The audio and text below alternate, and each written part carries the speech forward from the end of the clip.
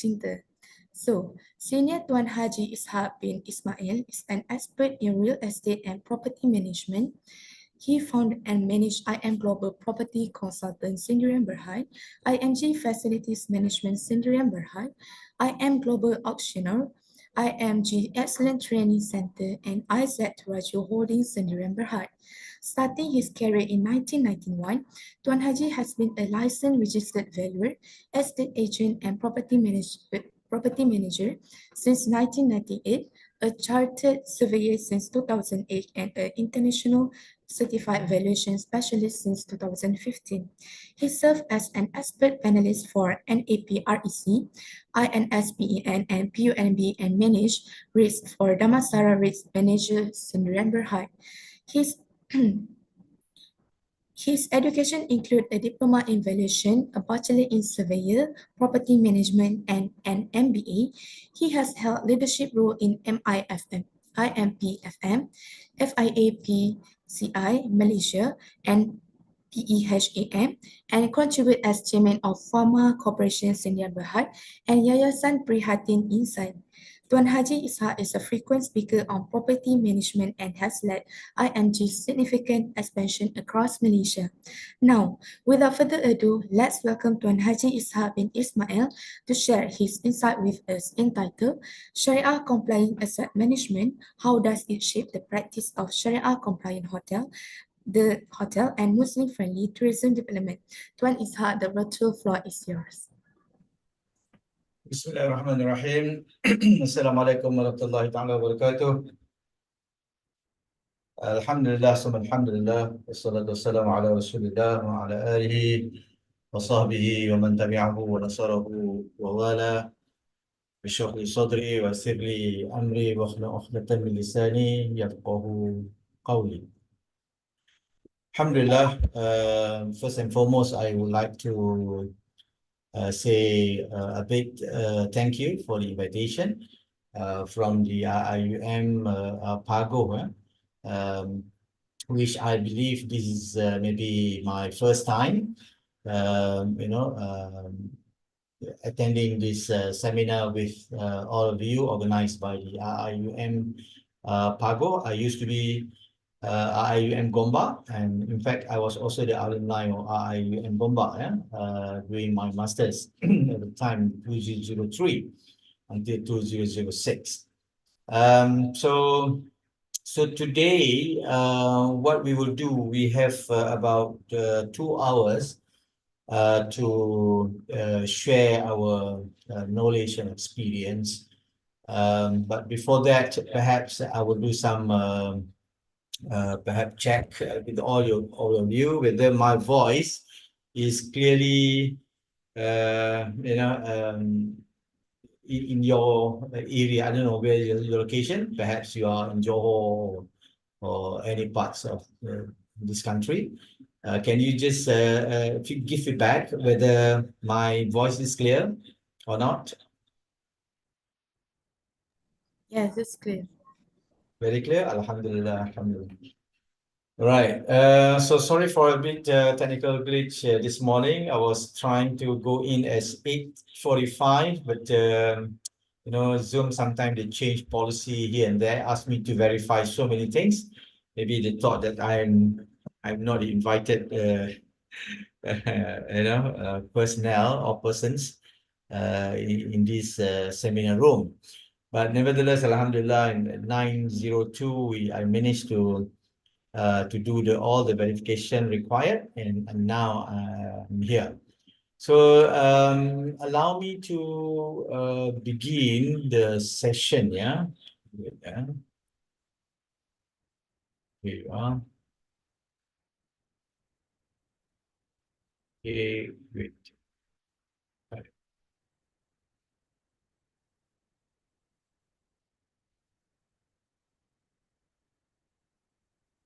Oh, sorry.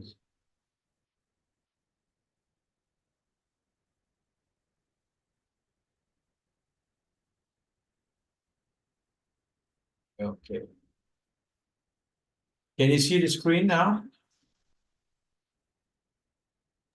Okay. Yes, Yeah. You see, yeah. Okay, Alhamdulillah. Okay. Basically, this topic is very new to me also. Even though I'm the um, REITs property manager for three Islamic REITs. Yeah. So REITs stands for Real Estate Investment Trust.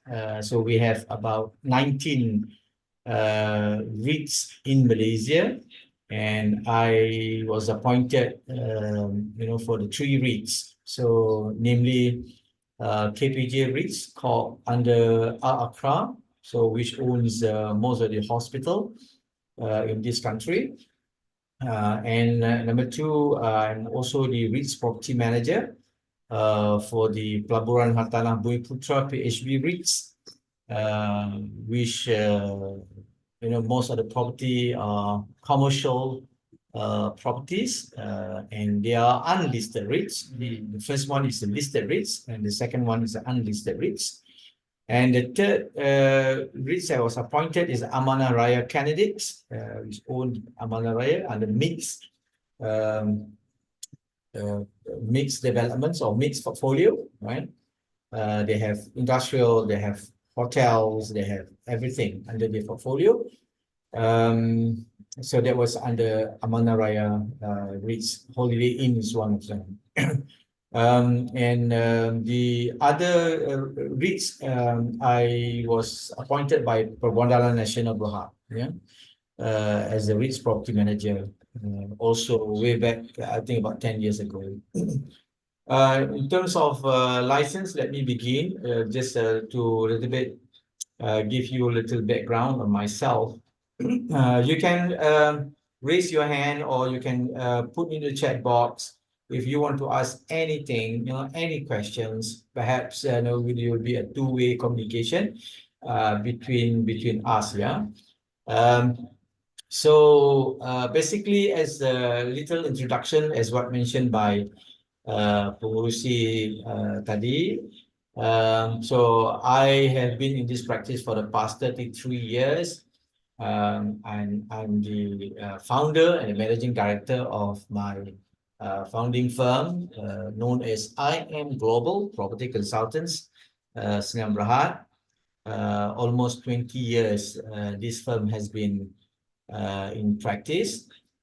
And in industry, of course, I also play very active in several professional NGOs, and one of the NGO of which I'm now the current president is Malaysian Institute of Property and Facility Managers, of which this NGO is responsible to promote the awareness of the best practices in property and facility management among the practitioners and also the public. We are also helping the regulatory body known as Board of Valuers, Appraisers, Estate Agent, and Property Managers, for those who want to be licensed by the board as a registered property and facility manager. Yeah, so as a professional NGOs, we conduct, training. We offer courses, property management induction course, and many more. Continuous professional development programs, and so on and so forth. So if you are interested to be one of them, so perhaps you can visit our website, Malaysian Institute of Property and Facility Managers. The other division of property consulting business is estate agency practice, of which the estate agency is helping the buyers and the sellers to get the property that they want. So I was the immediate past president of the Associations of Muslim Real Estate Consultants. So we have about 6,000 members. I was the founding president until very recent. I handed over to the new presidents. I was the past president for the 10 years. So we are helping real estate negotiators, for those who want to come to this industry and help buyer, sellers or tenant or landlords, So that is another division of business that I'm in.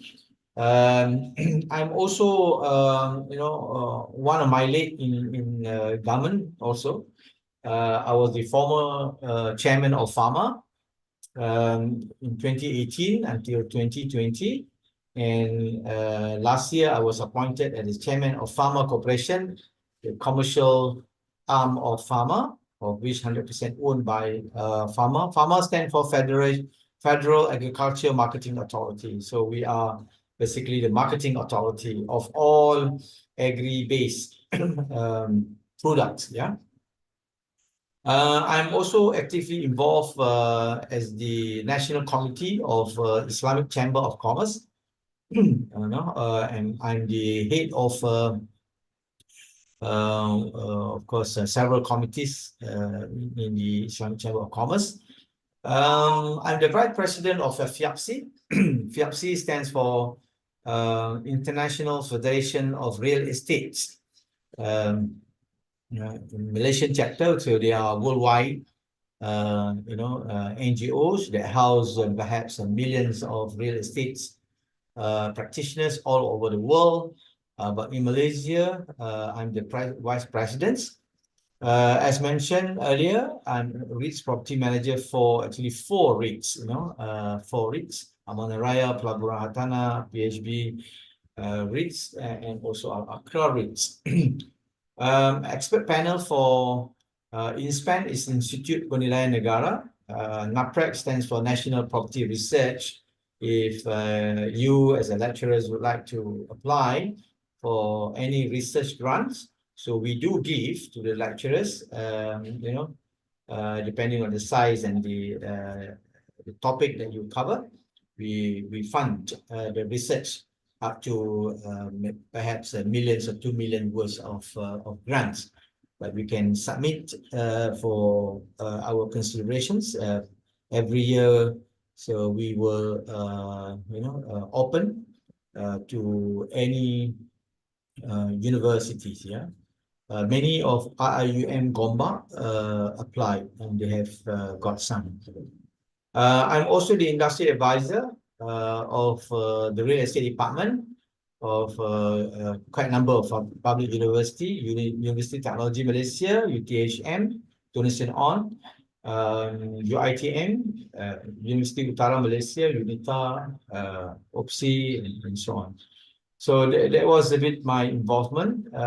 In Yayasan Prihatin Insan, I was a former chairman. So we are basically doing more on charity work, humanitarian education, and helping the needy. Yeah, so that is my part of involvement as far as my needs concerned. So I was basically known as a real estate consultant and also a property manager and active property investor as well. So today, topic on halal and basically Sharia compliance, asset management. How does it shapes the practice of Sharia compliance hotel and Muslim-friendly tourism development? So I have to put a disclaimer that I'm not the Sharia scholar. Yeah. So even though during my my secondary school, standard 1, saya pergi ke sekolah menengah agama Al-Mashhur daripada tingkatan 1 sampai tingkatan 3. And then tingkatan 4 dan tingkatan 5 saya di College Islam Kelang. So that is the two schools that actually give me the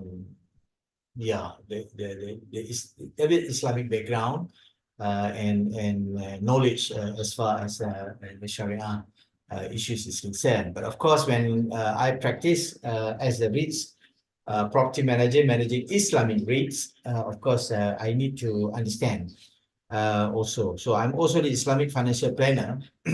So a little bit about the background I would be perhaps understands. Yeah. So this is the professional body that I must introduce to all of you. when you talk about the asset management, we must also talk about property and facility management as well. Because in this industry, the asset and facility and property are three different but sometimes overlapping in terms of the responsibilities. But I will need to introduce you the body that regulates the practice of each and every one. Yeah. So the first one is BOVIAC. BOVIAC stands for call it the valuers, the board of valuers, appraisals, estate agent, and property managers. So this body regulates the practice of valuers, appraisal, estate agent, and property managers. So our topic today is property management. So asset management is part of the property management. So all the property management is part of the asset management. So we have got to understand also who regulates what, So they have been set up in 1981. It comes under the purview of the Ministry of Finance. And they have actually the guardians of Act of Parliament, so called Act 242, or the Valuers, Appraisal, Estate Agent and Property Managers Act 1981, or Act 242. So they issue the license to anyone who would like to practice as a property managers, and also valuers and estate agents. So you can visit the website if you want. So, the president of the board is also the Director General of Valuation and Property Services of the government, or JPPH, Jabatan Penilaian dan Perkhidmatan Harta. Yeah, so he's a DG. By virtue of his post as a DG, he's the president of the board of valuers, appraisal, estate agent, property managers. So the other body that you should understand is CIDB. So CIDB stands for Construction Industry Development Board. So this CIDB regulates the practice of the contractors. Perhaps maybe I can show you here. Sorry. So CIDB is a Construction Industry Development Board. They regulate the practice of contractors. So they say FM contractors, call it facility management contractors, because facility management is basically maintaining the facility provided by the developer, or by the owner, or by anyone who are basically the operator. So the FM contractor comes in to basically look after the facilities. So they will have to report to the CIDB and also to BOVIAC if they are the member of Board of Valuers, Appraisals and Property Managers. Then they report to BOVIAC. But if they are basically contractors, because BOVIAC is a consultant, right? So for those who are is actually they are consultant. But if they are purely contractors, not consultant, so they will have to report to CIDB, Construction Industry Development Board, because this is part of the post-construction activities. Yeah. So that is the two professional bodies regulates the practice of property and facility management. The asset management, on the other hand, currently there has no body regulates the practice of asset management, but I would say that the BOVIAC, or the Board of Valuers, Appraisals and Property Managers, of which the scope of property and facility management embedded together to manage the finance, to manage the assets. Assets is divided into two category. One is the fixed assets. The other one is the current assets. Yeah. So let's perhaps. Okay. Let me see whether I can share the whiteboard or not.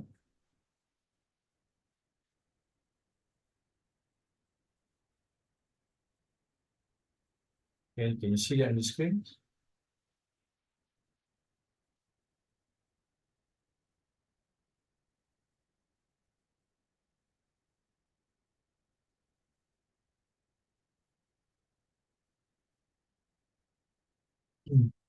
So asset, as we know, they are divided into two.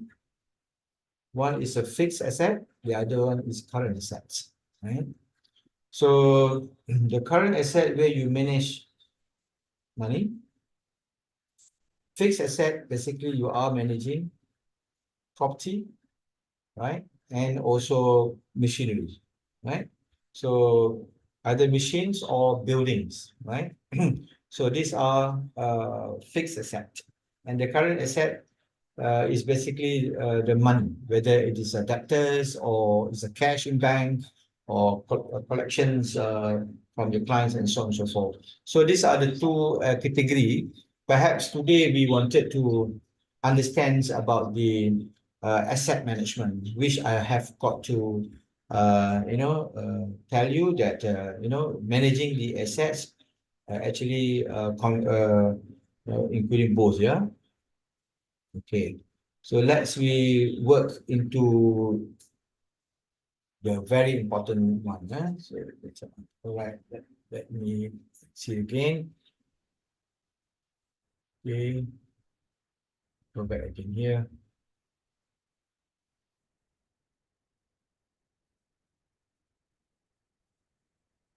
Okay, so this is the other professional body that I must introduce to you. I'm the president of this institute. Yeah, they call it Malaysian Institute of Property and Facility Managers.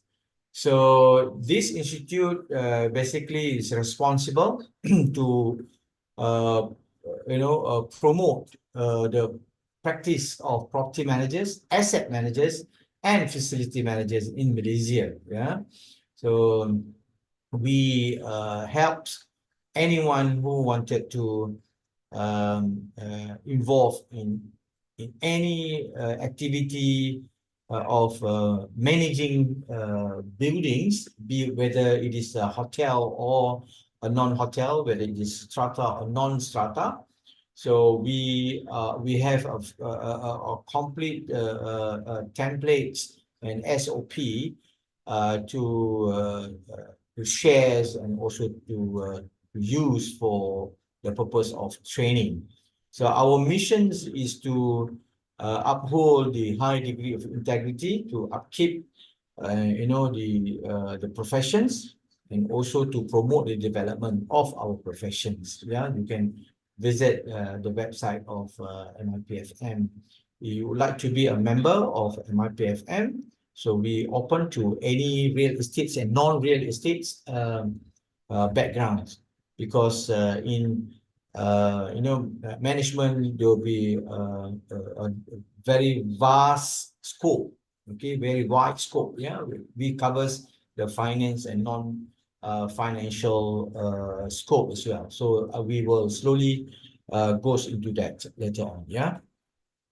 Okay, the other things that you need to understand is this. We have another regulatory body called Suruhanjaya Security or Security Commission. Yeah, if your property, is acquired under REITs or real estate investment trust, so you must read the guidelines on Islamic capital market products and services. They are product and they are services, but Islamic real estate investment trust is under services. So you can see, on the page 68, under chapter 33, the guidelines on Islamic real estate investment trust are there. Very, very clear about what you can do and what you cannot do. The Sharia compliance and the awareness about what is the non-Sharia activities and what is Sharia activities. So every aspect of Sharia compliance must be fully adhere, and it's in the very detailed book. It was issued in 28th of November 2022 by the Security Commission. So we, as a REITs property manager, basically we need to ensure that our activities, be whether it is a business or the services or the management part, so we need to ensure that it is a Sharia compliance as well. So that would be the important guidelines for you to understand. Okay, the other aspect that I think I need to also share with all of you is another guidelines. If you want to be the operator, to manage your so-called hotel, right? I think you are in tourism. So tourism, products will be many. One of them is basically hotels or homestay or many things. So you need to ensure that the operation and maintenance and management of your property or your product must be guided by the international standards. So in Malaysia, we have crafted Malaysian property management standards. So at that time, about 2016, the second edition, 2011 was the first edition. When I was tasked to be a chairman, or to prepare this Malaysian property management standard for the second review in 2015. So I have came up, the 11 standards that you need to comply with, you need to follow if you want to manage your property and ensure the property is Sharia compliant. So Sharia compliance mean basically follow what is the jurisprudence, Al-Quran and Sunnah, Ijma' and Qiyas, and also at the same time comply with the Malaysian law of the country. So this Malaysian property management standards should be able to cover both of the aspect. Yeah. So these are the 11 standards. If you really want to go through one by one, the standard 1 until standard 11, so maybe it will be another 3 or 4 hours before we can complete the standard 1 until standard 11. So the moment you are the owner or the operator of that so-called homestay or hotel or whatever, then you are basically the desired property manager that will be responsible of doing or giving the services with regard to the building maintenance, building management, financial management, administrative management, and ensure that you have taken all the necessary measures to protect the security of the area. That's called the insurance management, and also providing a safety and emergency protection. That also part of the management that you need to do. When come into the managing the tenant, you have to have a very rigorous process of filtering the tenant's profile and ensure that all the tenants tenancy agreement or lease agreement is being monitored, every provisions, ensuring that all of them are fully Sharia compliance, and providing for facility management, managing the facilities as well, and providing the facilities to the users, be it whether they are owners, whether they are tenants, or they are visitors, must also be guided and adhered to the Sharia. based compliance as well. So these are all the Malaysian property management standards, which if we have time, maybe we can share with you later on. Yeah. But I give you a very snapshot, a very general ideas, because our topic today, in fact, is very broad topic. Yeah, it's not really very specific, so I have got to be a bit general in terms of giving my a bit sharing lecture today, because the topic is a Sharia compliance asset management. How does it shape the practice of Sharia compliance hotel and Muslim friendly tourism development? So it talks about hotel and Muslim friendly. So Muslim friendly could be in a form of Airbnb, in the form of homestay, and so on. So which I'm trying to see what I can share with you. Yeah. All right. Islamic tourism. This is basically what we are discussing today about the tourism. Yeah. So when we talk about the Islamic tourism, so our mind will perhaps agree, or we have formed the expectation that we need to have the experience worry-free vacation with facilities adhering to Islamic principle. So when we want to book anyone, like today after this event, I will fly uh, to Thailand for a vacation. Of course, we also go on Islamic tourism package. Yeah. So what our concern is to consume a good experience, which we don't have to worry about facilities, about food, about anything, which we think that will be adhered to Islamic principle. So we want to ensure that we jaga solar, we want to eat, we don't have to worry about whether it is a non-halal or what. So that's why we are very particular, because the Islamic tourism basically put our minds that so what is the important things that in our mind that we want to protect. So, but Malaysia basically has been chosen as a world top, destination for Muslim, tourists or Muslim travelers. Almost for 3 consecutive years, based on the recent surveys that have been conducted. Yeah. So well, to me, it is not a surprise at all, because Malaysia have all the necessary ingredients to becoming an ideal Islamic tourism destination. I think yesterday I heard someone from Europe.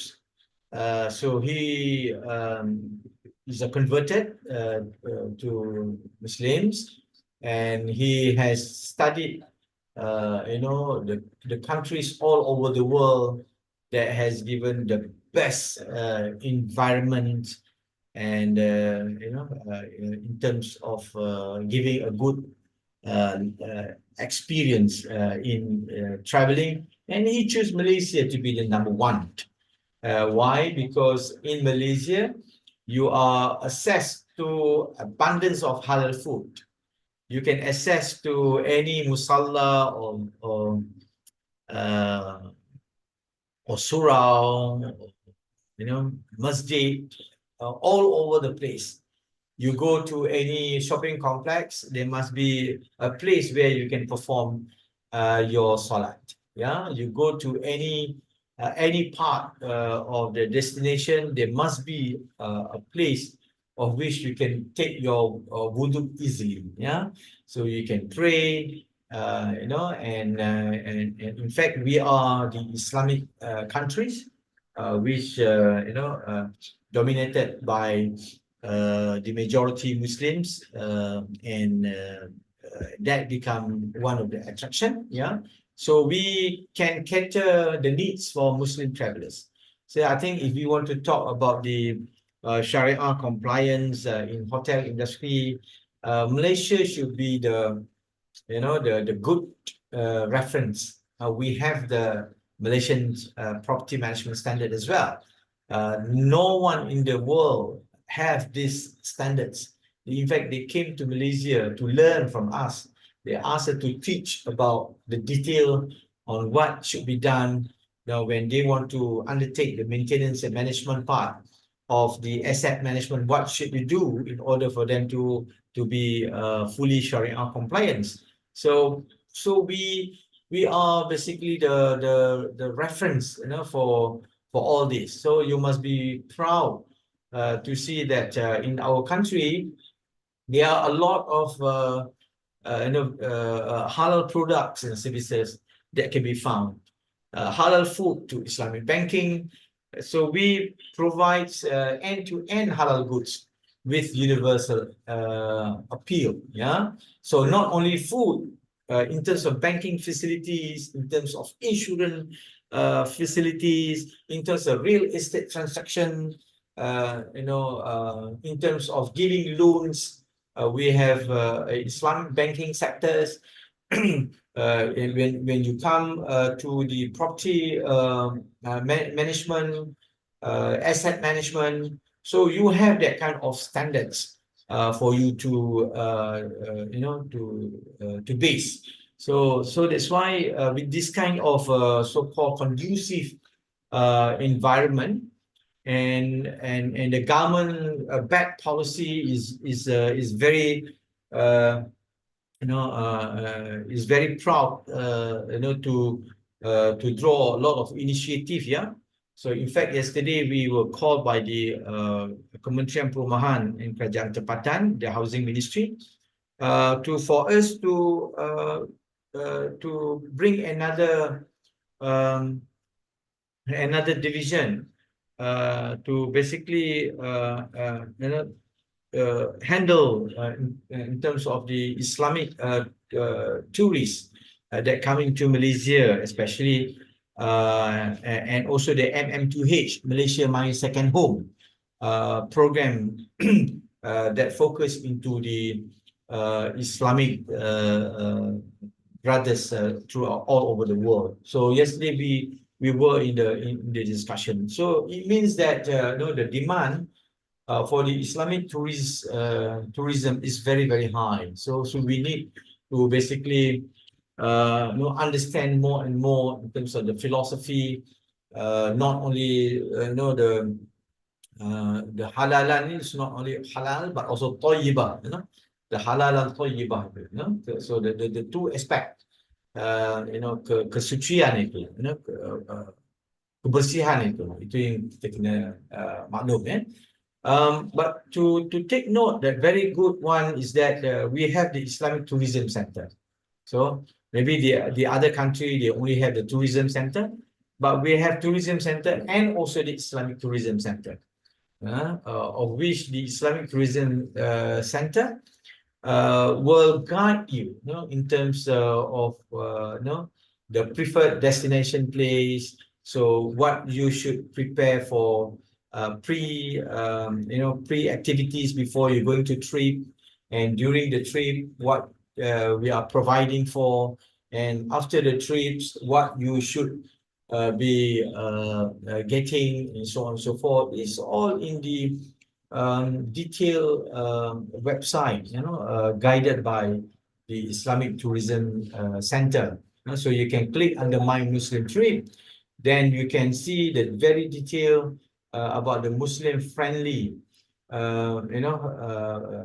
welcome all the people who want to visit Malaysia. Is very, very, very, very good. Yeah. But to come into a detail or asset in particular, so I will have to share with you that there are many types of classification of property in Malaysia. Yeah. So maybe I trying to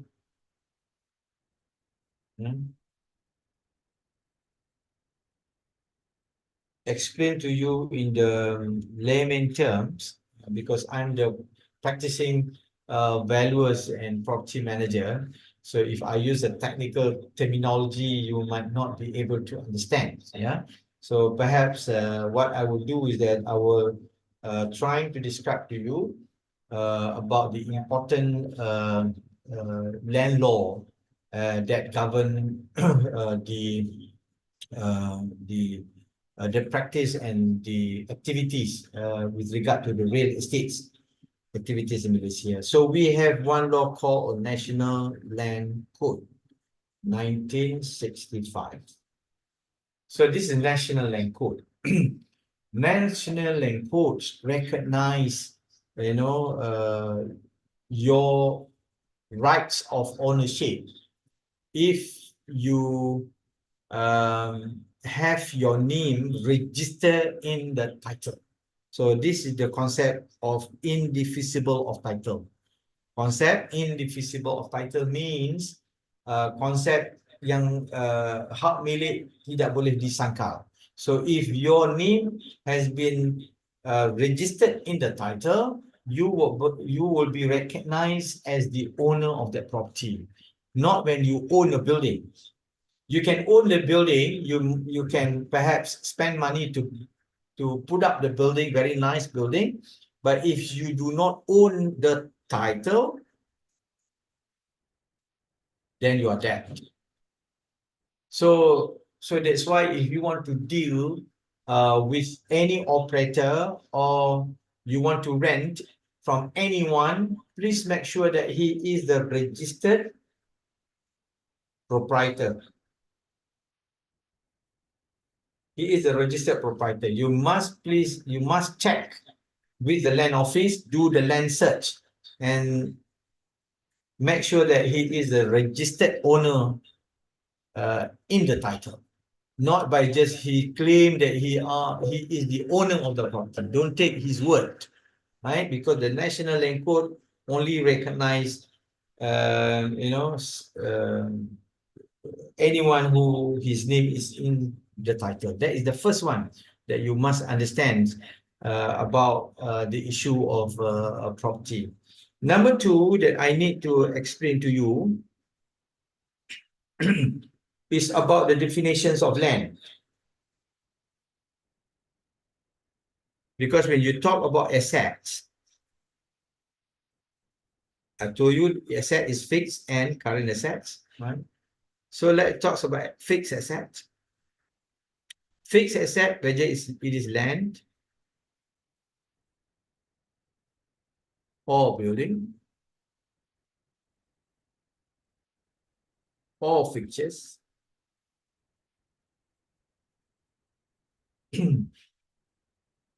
Land, building, and fixtures under the National Land Code is considered land. They will not define the building, they define land.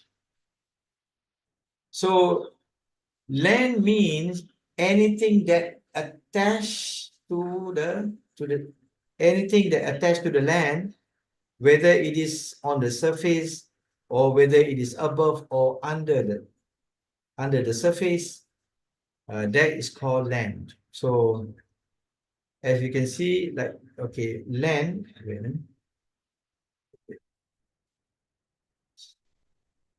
so wait,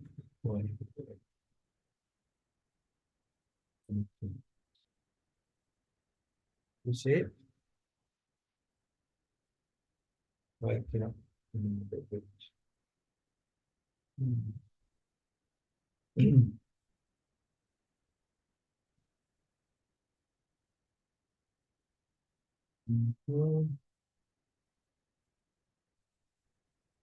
stop. I think start a bit. I got to do it again. Time.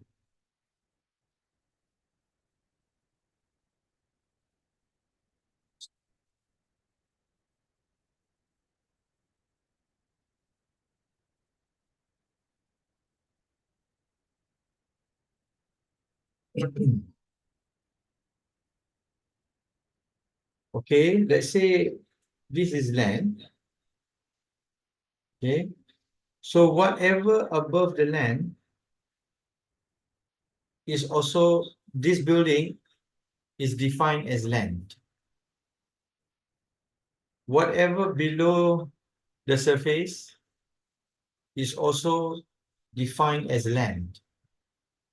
Whatever above is also defined as land. This is the definition of land as far as the National Land Code is concerned. So land is represented by title. So that's why you see the title in Malaysia, there are only three categories. Three categories. And the first one is agriculture. The second one is building. The third one is industrial. Only three categories of building in Malaysia. Okay, agriculture, building, and industry. So, so these three bring a different meaning. And if you want to do any tourism activities, first you must check on whether you are running it on the legal or the illegal properties. If you run on the illegal buildings, illegal building can be in a form of where the building was constructed without approval from the authority, or the building is unsafe, right? Unsafe means in terms of security, it's not fit for occupation. So if you run the activities, you are basically, open or expose the risk to the user of the property. So that would be sounds illegal, right? Or if you sit on uh, someone's properties, so the land is not belongs to you, but you trespass and pulled up the building, whether it is a government land. Remember last time people do durian musang king in Pahang. There are thousands of acres of musang king were planted, and finally, the government just destroy the whole thing. Why? Because they were planted on the government's land, so they are illegal. They are trespassers. So the same thing also, what happened? If you do not do your due diligence, so you bring your tourists to visit these illegal so-called buildings, that will not be reflect a good thing. Yeah. So to me, I think you must remember that. Okay. So let's we go back again to what is our discussion. This is a classification. Okay. Under the classification of properties, what I said just now, the category of land use is three: agriculture, building, and industry, right? So, but dalam category the building, there will be many more, right? So they are residential, they are commercial, they are stratified, they are non-stratified. Under commercial itself, there is express conditions that stated the building is meant for hotel, or the building is meant for service apartment that will be subsequently used for the Airbnb, or the building is meant for bungalows that subsequently used to be homestay. So these are all detail of classification of property exists in Malaysia. So you must aware about the classification of the property. But the tourism industry in Malaysia focus on the very niche product. Yeah. So they zoom into this kind of category. When people come and visit, they are basically have the intention what they wanted to, when they go to any place. So whether they want to spend their time to do shopping, or they are golfers, so they want to play golf, or they want to stay and enjoy cruise activity, or they want to do a diving activity or bike tourism. They want to spend for wedding celebration, or honeymoon, for example, or family want to gather and stay at a homestay and all that. So there are a lot of niche product that will require our attention when we talk about the Sharia compliance. So let me focus into the category in Malaysia. There are strata and non-strata. Yeah, so the strata property, it can be a stratified landed, or it can be a stratified high rise, right?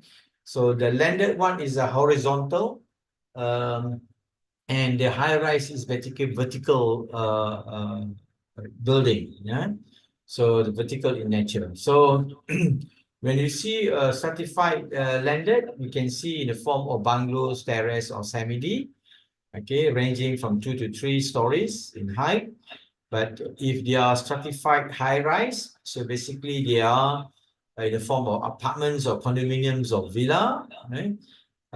When you buy any particular lots there, you are basically the owner, the joint ownership or the shared ownership of a common property with the other lot owners. So basically you are the owner of your own unit, and you are the owner of the common property. So you must understand the difference between the two. The landed, they can be a strata and also a non-strata landed, like this double-story terrace house or single-story terrace house and all that, of which you are the single owner. You don't share area with others. So you will be given individual titles by yourself. But the strata title, you have the strata or the parcels area as a strata title. And at the same time, you are the co-owners of the common property. But in the case of non-strata, so you don't have to share with anyone. You are the only one. You are exclusively enjoy in every inch of the area within the boundary of your property. Yeah, so there are two categories. Yeah, so that we need to understand. But talking about Sharia compliance, something that we need to understand is about the theory of mal. Mal is property, and also the theory of ownership or milkiyah. So we need to understand this a little bit, the theory part, the theoretical part. So the theory of mal is based on the Mutaqwi al-Ghair. Ini, I think if you read, definitely, I think you will be definitely learn in class, yeah. But the category of this so-called property is divided into four, yeah. So the first one, something that you possess physically, you enjoy, using it. So we occupy this. You buy a single story house, so and then you pay 100% to the developer. Then you enjoy the benefits of that building 100%. But if you purchase through bank loans, then perhaps you jointly owns by the bank, because bank has also the shares, because they give you loans and in event you do not service the loan, they might come in and take over the property and sell it off through auction. So this is something that you need to understand whether the property is 100% possessed by you, dimiliki you memilikinya 100% ataupun tidak, so whether it is a fixed or movable assets and foods, so in this case we talk about property, something that you may not possess is prohibited from being enjoyed, like a river, public property, and so on and so forth.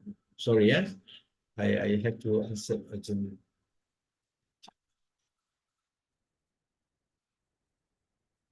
Sorry, sorry, yeah, yeah, kanan,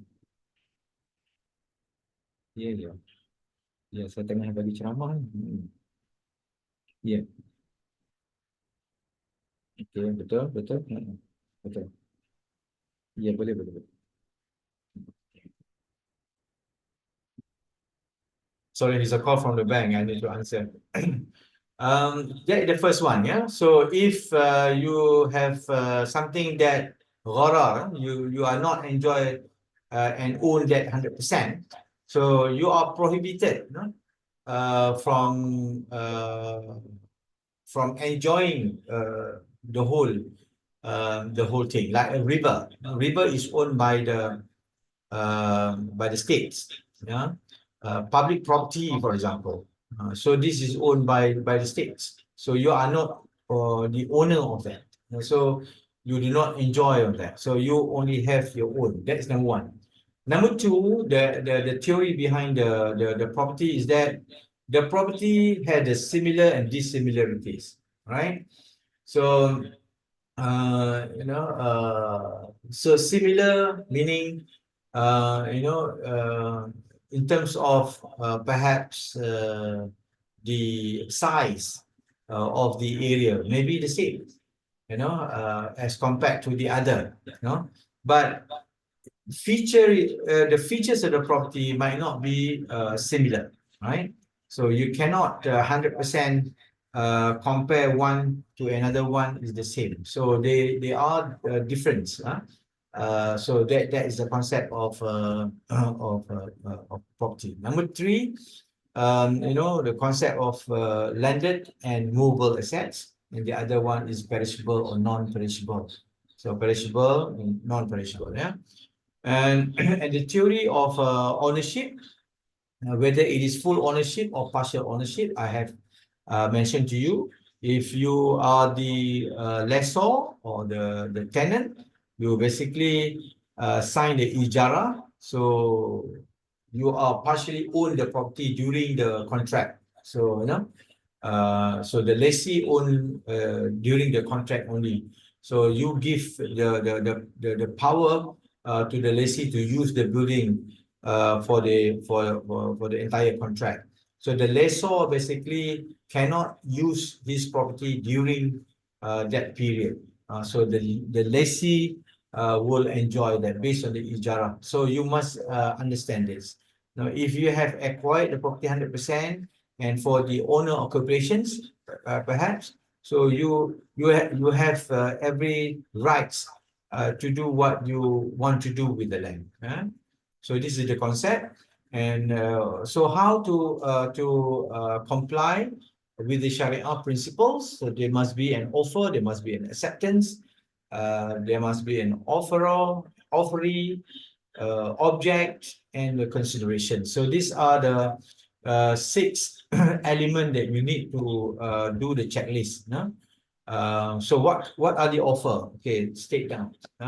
What is the object, the property that you are talking about? So the considerations, whether it is a rental or whether it is a price, who offer, the landowner and also the buyer. So there must be a letter of acceptance as well. So these are the aspect of Sharia compliant in the transaction of the property. So this is a bit the detail on the valid contract. What are the people who are involved in the contract as well. So as a property manager, so we need to study this and do a clarification, do a confirmation, and make sure that we check the legal, whether it's legally permissible or not. So we need to ensure that if the contracting parties is someone who will be doing non-Sharia activities, we must completely reject them. So these are what we always consider. So in terms of considerations, whether in terms of price, they want to buy, in terms of rental, they want to rent the property, and how about the fees that is paid, maintenance fee, for example, or management fee, or sinking funds, for example, or any fees that have been levied by the government. So that is also part of the payment considerations that we need to also understand when we draft a contract. Yeah. So there must be a statement in the contract, must be a contracting parties, and also the object or the subject matter that relates to the contract. So these are things that you need to understand. But of course, when we talk about component of Islam, so we know that we Tawheed, Aqidah, Sharia, and Akhlaq. So we are talking about the three aspects. The morality and ethic is something that very, very important. So the practice and activities is where you have to behave professionally, but at the same time, you must uphold a high degree of integrity, that's the ethical values, the proper behavior, characters, that manners, the akhlaq in Islam, so you say, and of course, being professional and uphold high degree of integrity. Dalam Islam ada disebutkan bila Nabi Musa alaihissalam diambil bekerja oleh Nabi Shu'aib, Al-Qawi dengan Al-Amin, Al-Qawi dan juga Al-Amin. So Al-Qawi itu adalah the practice that he do. He's a professional. So and Al-Amin, of course, definitely he's the akhlak. But both of them, the two element dia tak akan kuat kalau sekiranya dia tidak ada face toward Allah, toward the Prophet Muhammad sallallahu alaihi wasallam. So the faith and belief is very, very important component of someone who want to practice Sharia compliance in asset management. But of course, in the Sharia, something that we have to really understand the aspect of what we do is basically the muamalah, the economic and the commerce, munakahat, ibadat, jinayat, siyasah, dan so these are all the elements that always be in our minds when we want to start doing. So of course, the very important for the practitioners is to understand the true understanding, which is actually in Islam they call it fiqh. So what is your interpretation, so the law that extracted by the jurists from the source of the Sharia.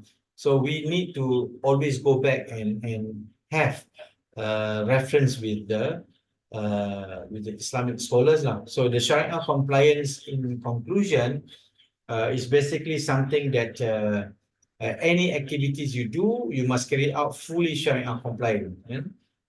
Any activities that you do, it has to be a Sharia compliance. In fact, if you refer to the Security Commission, we also say that even if you want to protect, with the insurance, you cannot take the conventional insurance. You must be covered by the Takaful scheme. You must follow the principle, the Sharia principle. If you want to do investment, you want to do investment in non-real estate assets, you want to place any deposit and money market instruments, you must always go to the Islamic banking channels. So the financing facilities is also the same. So you have to keep the money only in the Islamic banking activities. So it requires a lot of paradigm shift. So to me, very, very important for us to have a paradigm shift in terms of how we think. So in terms of our spirit as well. So real estate sector is talking about the asset management of which the real estate sector. In Malaysia or in any part of the world, the real estate sector is very critical sector of our economy. It has about 222 related activities, in the real estate sector. So it has a huge multiplier effect on the economy and the bigger contribution to the GDP or gross domestic product, and is a big engine or driver of the economic growth. So that's why the government will ensure that any policy they do, they must always reflect the stimulus or the protection in terms of real estate economy, be it whether it's the buildings or infrastructure, roads, and all that. So the government will have to, consider the whole asset life cycle. If you see the asset life cycle, brothers and sisters, so as a practitioners for fully Sharia compliance, we are not only talking about when we manage and maintain towards the ends of building. We must reflect everything from the very beginning during the planning stage, right? During the planning stage. So even during the planning stage, that's what I said. You have to really confirm on whether the land is 100% yours or not. If you want to do a joint venture with someone, make sure that you have the legal capacity or he has the legal capacity to sign the contract, and the submissions of approval for planning approval is necessary, and you must hire the architect, which is of course the licensed architect, really, to design, right, and ensure that the procurement process when you want to hire the contractors to construct your building must always be someone who have the necessary license by the board and also by the government. Yeah. So there are a lot of activities during the construction stage that may be exposed to many illegal non-Sharia compliance activities, like corruptions and so on and so forth. So you must be very, very detailed into that. And even during the transition stage, the documents, handover documents and all that to the operator must be carefully done. Yeah.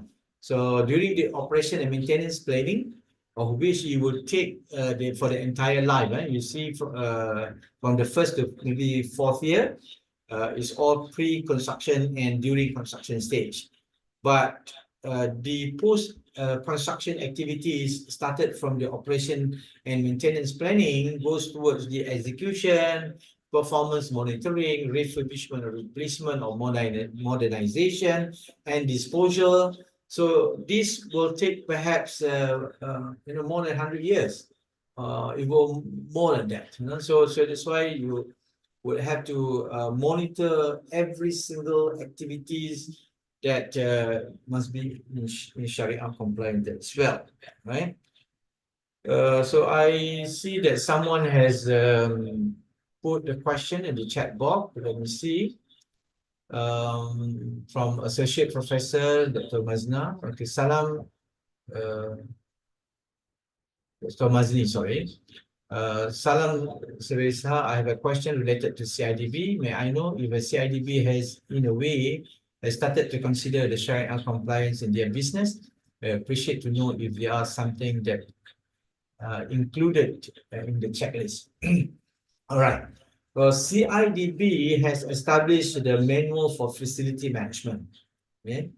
after NAFAM, Program National Asset Property Conference, way back during the former Prime Minister Tun Abdullah Badawi at the time when he launched the National Asset and Property Conference, he stated that Malaysia has a very good and the first-class infrastructure and buildings, but unfortunately we have the third-class mentality.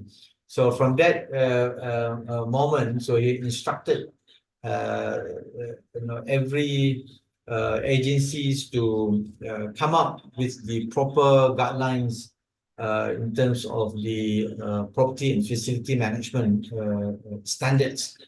So they have come up with the standards, yeah, and we under the Ministry of Finance also take that challenge. That's why we draft and come up with the Malaysian Property Management Standards.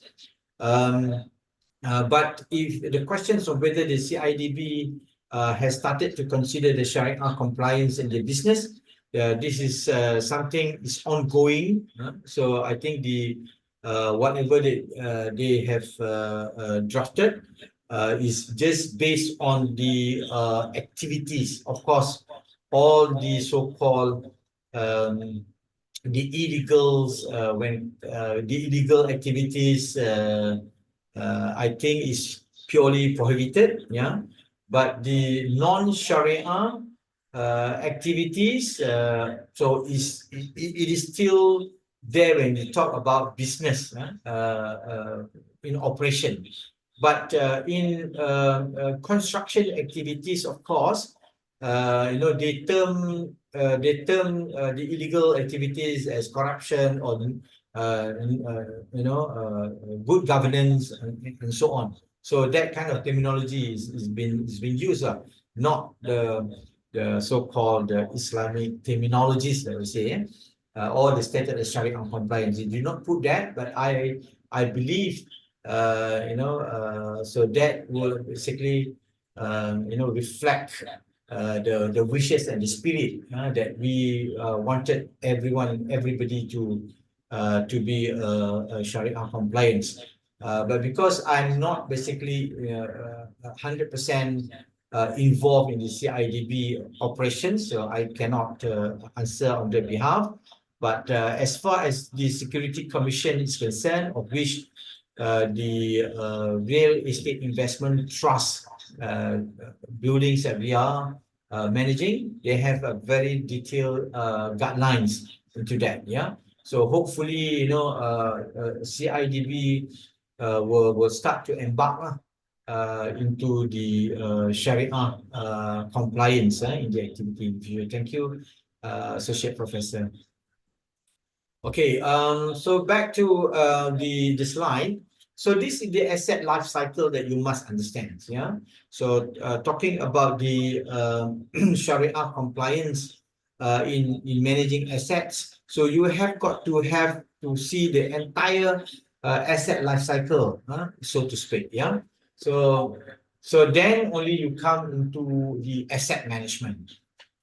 When you talk about asset management practices, it means management and control. Yeah, management. The key word here is management and control. So meaning maintenance and management. Yeah.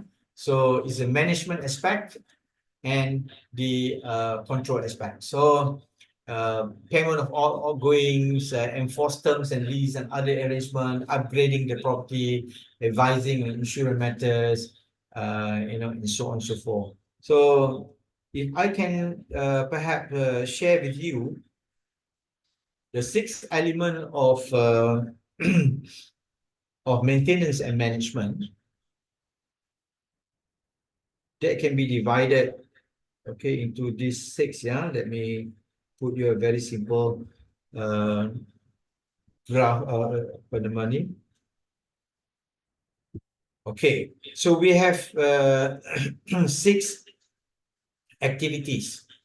Okay, the first activities is what you spend into maintenance. Maintain, yeah. Maintain, and the left part is management.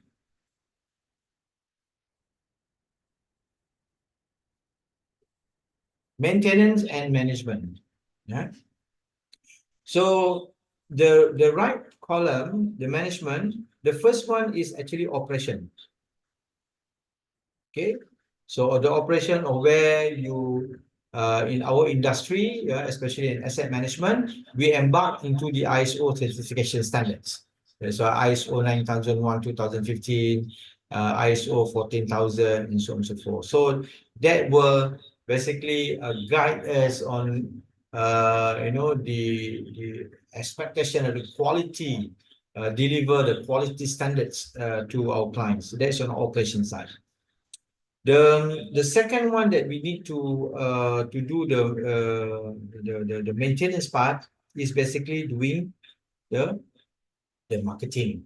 So this aspect of marketing, the element of marketing, you want to attract people, your clients, and so on, managing your clients' expectation, everything is part of the marketing activities. Yeah, so that is very, very important in the maintenance part. And of course, the very important also is about finance. Yeah. So these are this about sales. Yeah, not finance. It's about sales. The finance is the management part. It's about sales. Sales, you focus in terms of how much money you do, the collection part, the collection part. So these are the three aspects under the maintenance. And the three aspects under management is the admin, HR, and also finance. So these are the three is under management part. So in our core activities, management and control of any lands and building, so we focus into these six elements. Of course, these six elements, there will be a six maybe detailed scope lah, so that we need to discuss that further.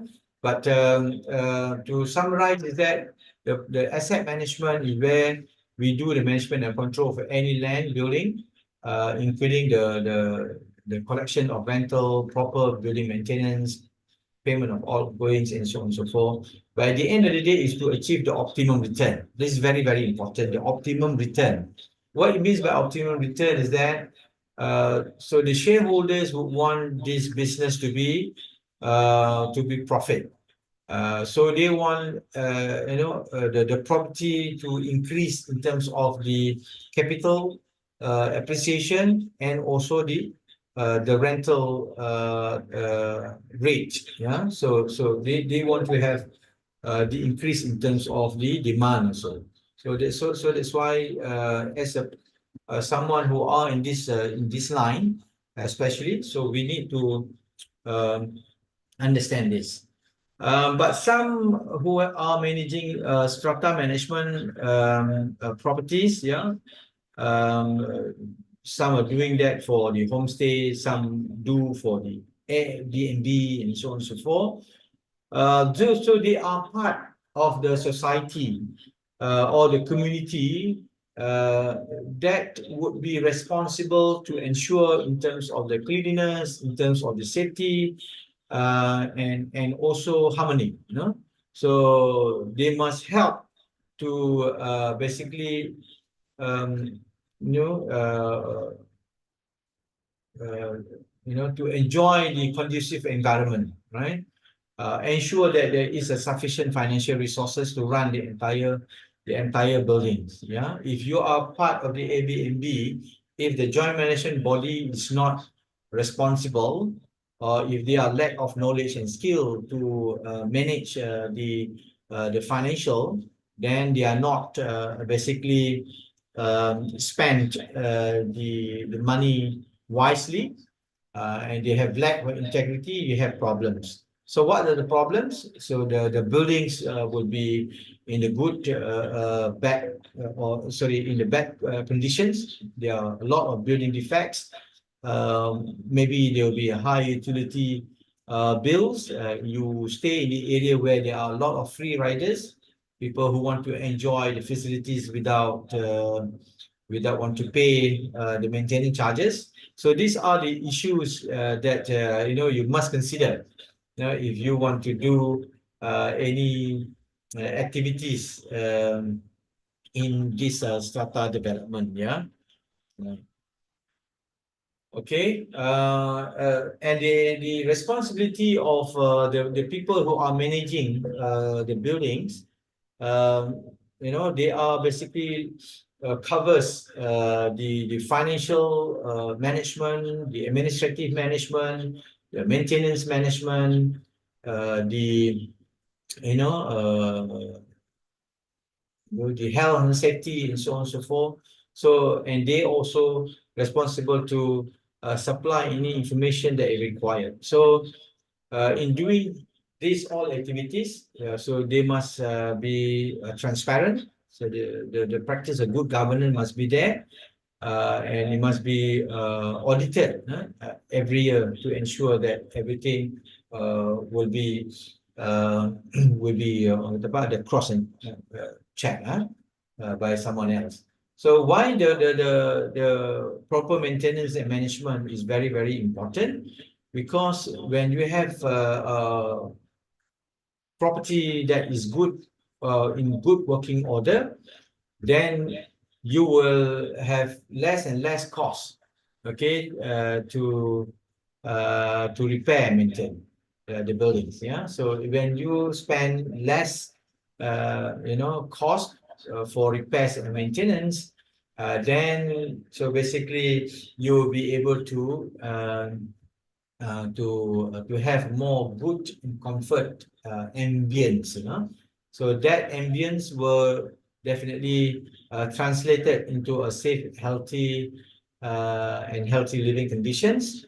Then at the end of the day, you will see that the market value will be enhanced or will be increased. So this is what basically the owner wants at the end of the day, or the business owner wants at the end of the day. Yeah. So that's why you need to focus into attracting the right elements to the building, because when the demand is increased, then you basically can enjoy in terms of sales, yeah, increase in sales. So that's why we see the property management standards released by the board, yeah. So you can notify there are a lot of uh, discussions about who should be a good property manager. There must be someone who are licensed by the board. So the board carried out the exam and test of professional competence every year, and giving license to anyone who wanted to be a property manager, yeah. And they are basically the people who are given the license. They need to go through every year without fail the 10 CPD hours training, yeah, before they can renew the license. And in fact, all the accounts must be properly audited and submitted to the board before the license will be renewed. Yeah, and as a professional people, they are abide by all laws and regulations relating to their practice. There are a lot of Act, the 242-757-318, Malaysian Property Management Standards, Security Commission Guideline, and so on and so forth. So these are all the standards that they must follow. And they must also purchase the adequate professional indemnity insurance policy, in the case of professional negligence, so that the clients or the consumer will be protected. So, and as a property manager, okay, these are the detailed scope under the property management standard, right? They have got to act with honesty and integrity and for the best of his client. They should not involve in any criminal activity or professional misconduct. So they cannot criticize their fellow members in public. They have to ensure that all the contracts are signed by the clients, unless authorized in writing. And they in the act, it says that any property-based business should be managed by a specialist manager. So the property-based business in this category is also include hotels, yeah, marinas, port, golf course, cinemas, and so on and so forth. So the hotel's operations must be run by a specialist managers. So that would be exempted from getting the license from the board. But for those who have license from the board, are encouraged to offer the services to manage this property-based business category. The very important for you to have the appointment first before you go in, and it will be very crucial for you to have the property management agreement that has been details in terms of the scope of work, the fees, what will be reimbursed by your client, and so on and so forth. What is the period of appointment, and what are the relevant terms and conditions of the appointment? These are all very detailed that we put in our property management standards to ensure the aspect of Sharia compliance is being translated in a form of fiduciary duties, between them and their clients. So what is their obligations? They cannot is making profit, so avoid the conflict in interest, so in terms of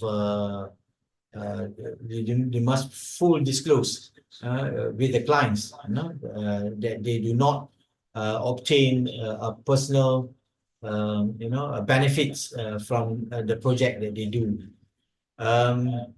And in discharging their fiduciary duties, so they are prohibited from receiving any form of commissions or money or kickback, directly or indirectly, from the contract with or without the awareness of his clients. So that's why it's very, very good for you to learn to the how to practice the Sharia-based asset management, because there will be a lot of control mechanisms and awareness for you discharging your duties, And when you want to handing over to someone, or you want to take over from someone, there are a complete set of checklists what you should do, and what you should actually hand it over. So after you take over, and then you need to carry out a building condition report. So as a Sharia-based or Sharia compliance asset manager, so they will have to do a building audit to determine, the defect at the point of taking over, so that they can submit this report and to the clients and show to the landlord or whatever, for the landlord to repairs before you go in, so that you know that you will not be persalahkan, you will not be a scapegoat, at the end of the period. If there is anything that require engineering investigation, so you need to highlight and tell the clients and get the client's approval. You need to also establish a house rule or bylaws,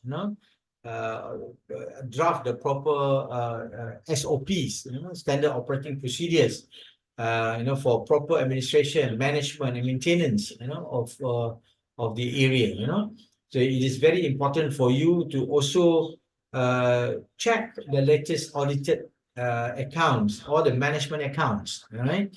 And because you need to take the opening balance upon taking over the property, because you need to record in. If there is no proper audited accounts, there will be a dispute later.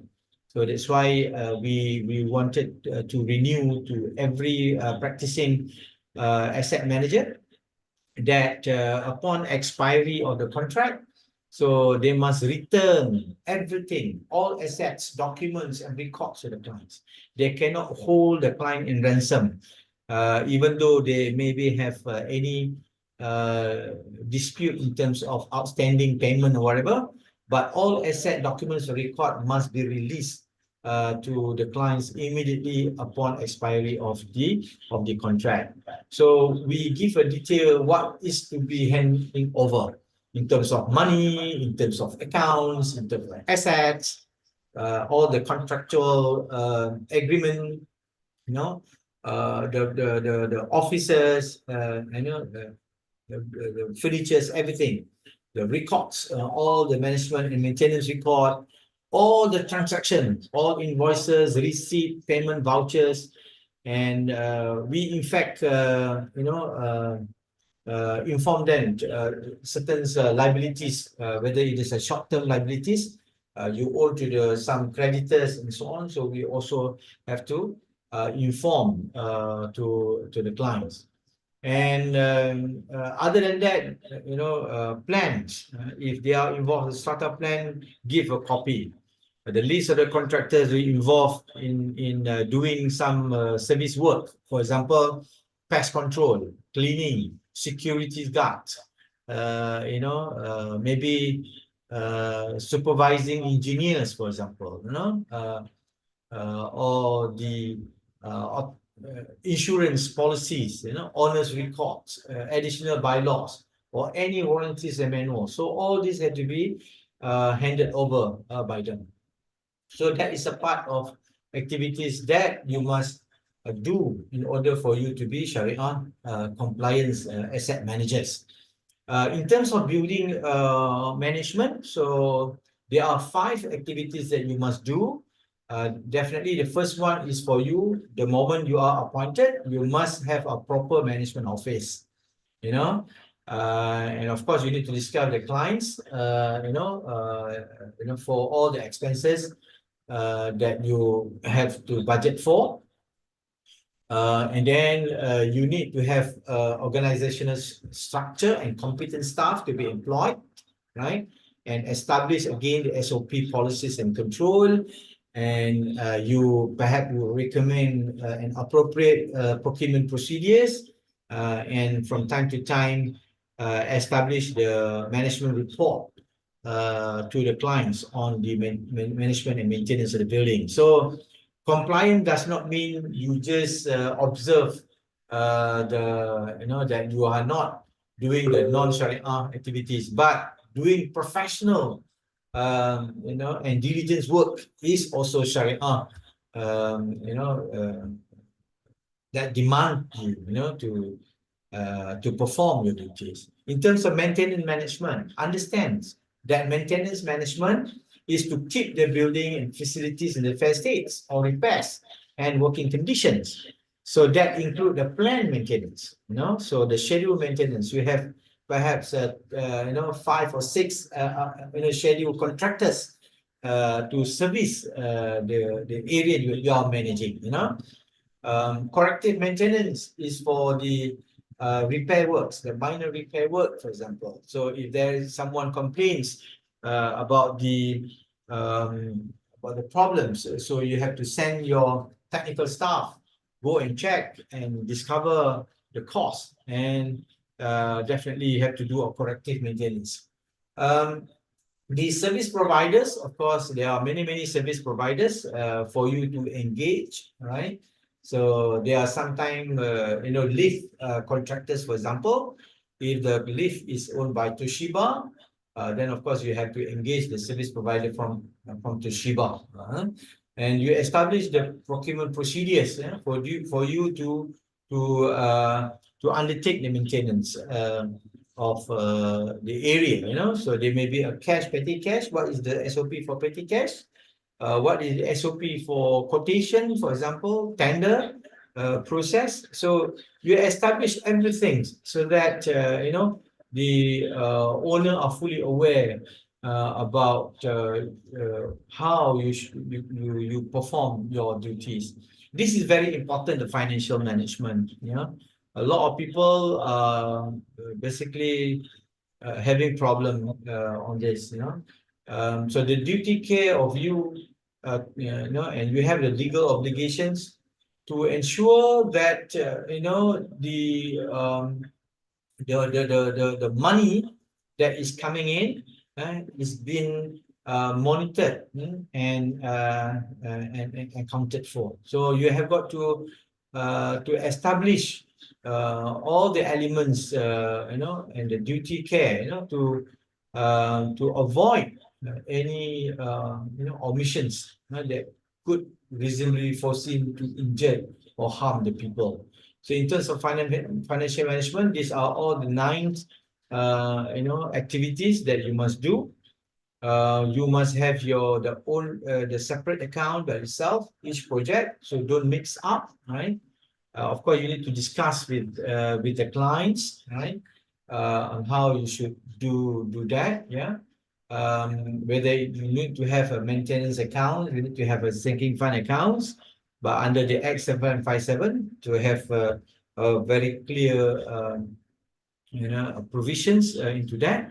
But if you are doing hotel operations, definitely there is also a separate accounts for different activities. You have for rooms collections, you have rent income from the functions room, you have income from the F&Bs, we have income from the activities, and so on and so forth, from parking. So you need to have a separate different accounts, for you to have a proper accounting system. So the system is very important. So we recognize or encourage each and everyone of you to have individual accounting system that embedded into a maintenance management system. So currently in the shelf in the market, so there is a combination of maintenance management and the financial management that has come together and integrate together. So take care in terms of how you issue the invoice and receipt. Take care in terms of how you manage your debtors aging and debt recovery, right? Make sure that the annual audited accounts are done, okay, by the approved company auditor, right? Ensure that you submit the budget for the approval, and please make sure also the prompt collections and credit control mechanism on how you would you do, yeah. So the administrative element is something that about the filing system and inventory records, complaint management, and meetings, between you and the clients, between you and the contractors, and so on and so forth. There must be administrative forms, guidelines, and additional bylaws, and also the list of all the visitors or guests and everything. So in terms of insurance management, so the Sharia compliant asset managers, so they will have to assist the clients to procure the adequate insurance for different perils to protect the interests of the clients. Right, the very important as a mandatory insurance is to take the insurance, the fire insurance policy. Fire insurance policy is a must, and the other peril is basically optional, and we normally recommend for the clients to take the other perils as well. So make sure that you know the target when you should renew your insurance, and when you should submit and file the insurance claims, and use the insurance claims to make a good damage or loss. Yeah. So the principle of indemnity and the sum insured. So you must have the adequate sum insured. Yeah.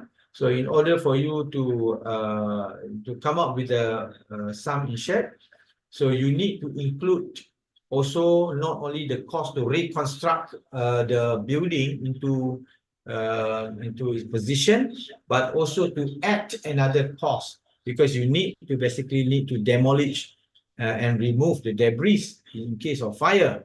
You need to also pay off of professional fees to the architect, quantity surveyors, engineers, and project managers, and also to include the inflation costs.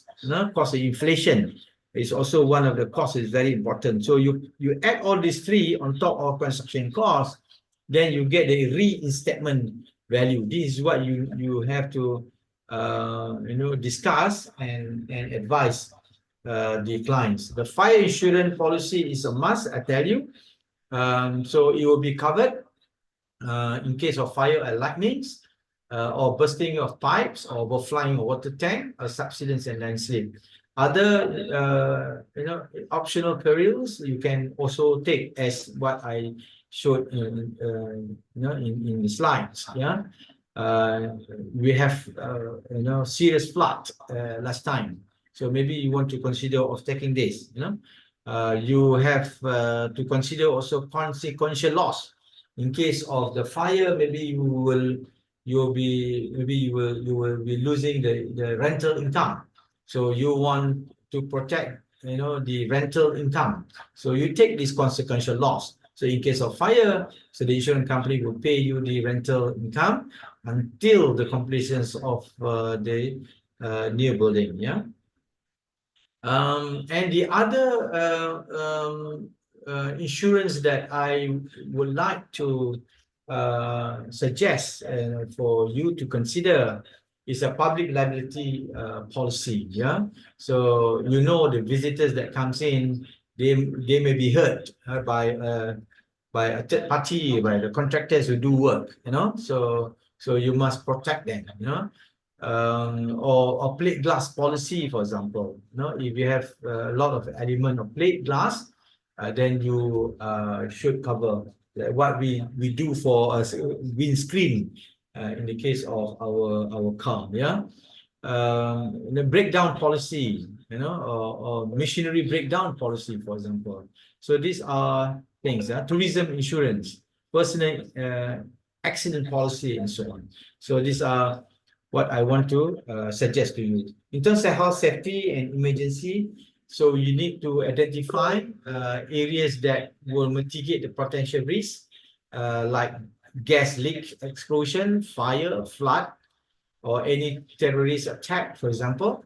And you need to come up with the emergency management plan in terms of who is the emergency contact list, then the response team, evacuation procedures and drill, and phase 8 team. So these are all must be in place in order for you to be seen as a quality and competent property manager. When you have any tenants or lessee, so you need to basically manage the tenancy and lease management. Ensure that you protect the interests of your clients, deliver the vacant position,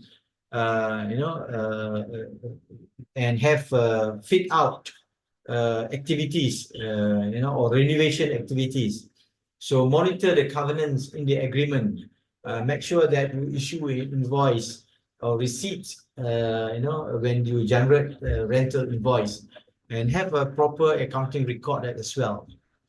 In terms of the facility management, there are a lot of facilities that you must oversee. Among others is to upkeep the cleaning, and then the M&E facilities, security, civilians, CCTVs, fire safety, health and occupational safety.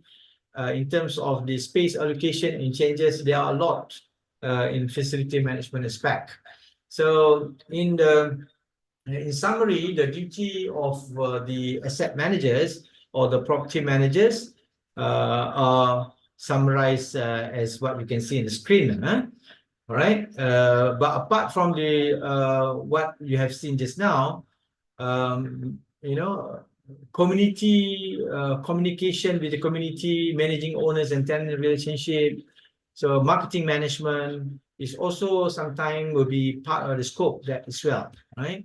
So in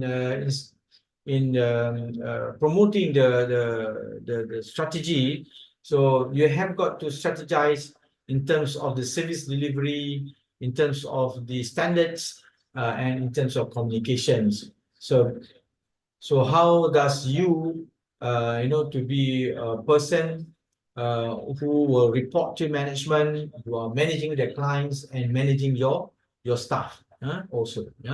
So this the strategy. You must have a very clear what to do and very rigorous implementation in terms of quality improvement and so on. Right. So this all what I can do, but I can see there are some questions. Let me see the questions. Okay. Okay. Cik Muhammad, Tuan, additional questions. Okay, let me see.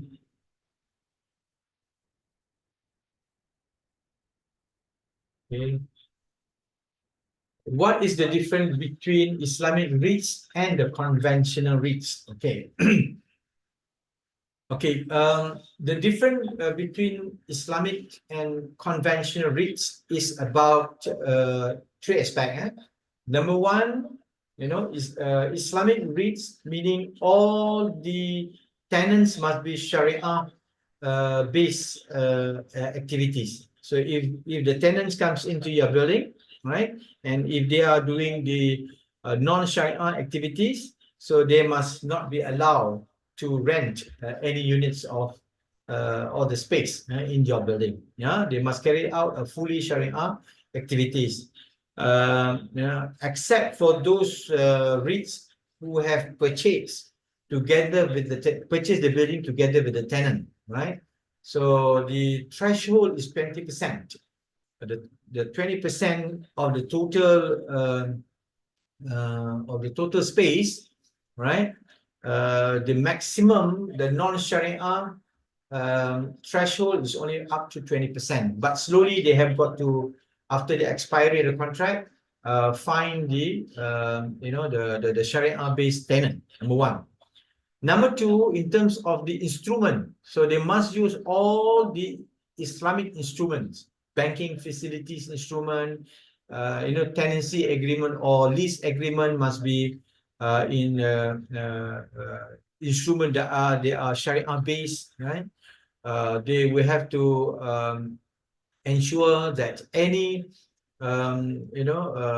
agreements when in the banking facilities are used. When they want to insure against the building, they must use the takaful insurance, not the conventional insurance. So if they want to do any transaction, so they must always use the Islamic instrument. So number two is the instrument. Yeah. So the first one is the business activity. The second one is the instrument. Number three, so no, they have got to be guided by the security commissions under the Islamic REITs, Islamic REITs. So meaning when they want to promote the selling of the shares, so they can only sell the shares or subscribe the shares by the company who are the legally permissible Sharia activities only. So you cannot allow the Carlsberg to come and be the shareholders. Right? You cannot allow that. So in terms of the management and up to the business activities and the instrument, it must be fully Sharia. So even now, they have started, across started this Islamic REITs, so followed by the Asylum REITs. And recently, I think Axis, of which dominated by the Chinese, they also, transformed the conventional Axis REIT to a Islamic REIT as well. Because when you have the Islamic REITs, you can access to the bigger market shares, bigger market for you to come, to buy your REITs. If I'm not mistaken, there is a REITs focus on hotels such as YTL REITs, correct? Do you think the impossible for the Muslim community to establish an Islamic REITs where our assets are Sharia compliant? Yes. So in fact, there are many REITs already now. Is fully under Islamic. So at least now they have four. PHB, Permodalan Hartanah Bumi Putra, even though they are unlisted REITs, they have adopted the Sharia base or the Islamic, Islamic REITs, unlisted REITs, yeah. And then KPJ have two REITs, Al-Akra and Al-Salam REITs. Two are based on Islamic REITs. So the other ones is Axis REIT, the first Chinese owned, but they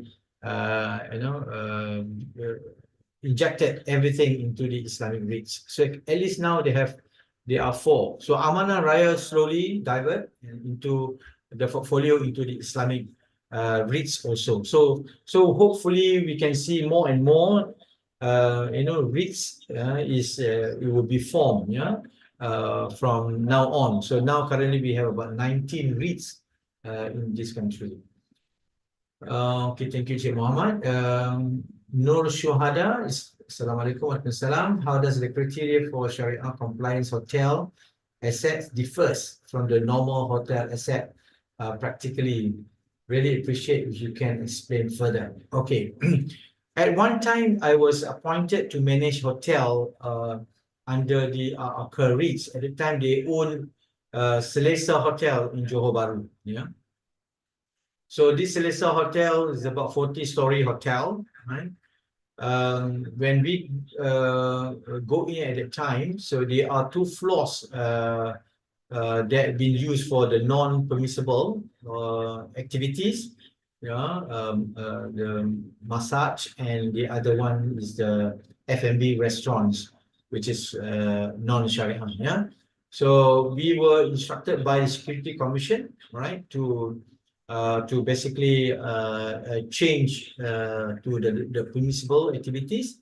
So we find the Sharia local operators for that. So I think under the Accra, last time they have Hotel Selesa, but a few years later, they decided to sell off the Hotel Selesa to someone else, and focus into the hospital. Why last time they own hotel? Because they use the hotel as part of their nursing college also. So they have the nursing college in Nilai Negeri Sembilan, of which we are currently managing that college under the KPJ nursing KPJ REITs. Yeah, KPJUC they call it. And then last time also they had the KPJUC in Hotel Selesa. So to me, I think yes, you say what is the criteria for Sharia compliance hotel. The three elements in hotel that you need to focus. Number one is the facility. So how to differentiate the facility in terms of pool, So how to make it a pool for male and female? You have to have a two different set of pool. Number two, in terms of the rental of business space, set number two, and number three, in terms of hotel rooms, So that one can be easily managed because the hotel itself has already designed for Sharia. That one no problem. But the only two aspects that you need is only these two. Yeah. So if the hotel operator would like to go into a Sharia base, so they will have to be fully committed. I think the GBH Grand Baraka Hospital, who taking over the Di Palma, for example, they are fully Sharia hotel. Hotel Mardiyah in Shah Alam also is fully Sharia based hotel. So yeah, I think I have seen the number of hotel already subscribed to that philosophy. Yeah. Any more questions? Yeah, I think that's all the questions that I can see here. Any more questions? Okay, if there is no question, Assalamualaikum. yep. Assalamualaikum, Tuan Haji. Yep. I'm Shuhada. I actually asked a question just now, but I also have another follow-up question related to my question just now. My question is, as we know, hotel, they commonly organize various different kinds of programs, activities, and sometimes their client might not be Muslim. Maybe there are companies that are non-Muslim, international companies, and some of the activities might be entertainment related. Might involve some kinds of activities that is not so Sharia. So for those kind of hotel that is Sharia compliance hotel under the category of Sharia compliance hotel, I do love to know how this hotel, what is the practice in this hotel, these kinds of hotel, or maybe in the asset management or whatsoever, that is differ from the normal hotels that allow them to ensure this kind of un-Sharia activities can be avoided so that they can strictly comply to the title as a Sharia compliance hotel. Do you get my questions? Yep. Yeah. Thanks. That is actually the challenge, the challenges, yeah, that we face in the hotel industry, yeah, because particularly the visitors or the guests at the hotel, it could be anyone, you know, it could be Muslim, it could be non-Muslim. So we cannot just say that, okay, we prefer only a Muslim, you know, guests only, you know. So the non-Muslim guests would also be allowed to check in. But of course, the house rule or the hotel guidelines, you know, so you will have, I mean, as the owner of the property, so you will have to decide from the very beginning what you want your hotel to be. I mean, the big vision and missions of the owner too must be well established. That's the first one. Number two, you need to have you know, the people who are competent, who are well versed into this kind of Sharia permissible activities and so on and so forth, to basically manage and maintain your buildings, not only not the maintenance but also in the management part. So they will have to work together, you know. But in terms of marketing and promotion, this will be another challenge, you know, for you. But you know, in Malaysia is a different countries. We are Islamic countries, so whoever come to Malaysia, they know for the fact that they are entering into Islamic countries. They are into the country where they will have to behave and embrace the Asian culture and Islamic culture, you know, and values that we practice in Malaysia. In fact, they also want to enjoy a different kind of environment. You know, they have been used that in the West, but when they come to Malaysia, we need to educate them. So that's why, you know, if you go to any Muslim countries, for example, recently I went to Aceh, for example, right? I went to Aceh.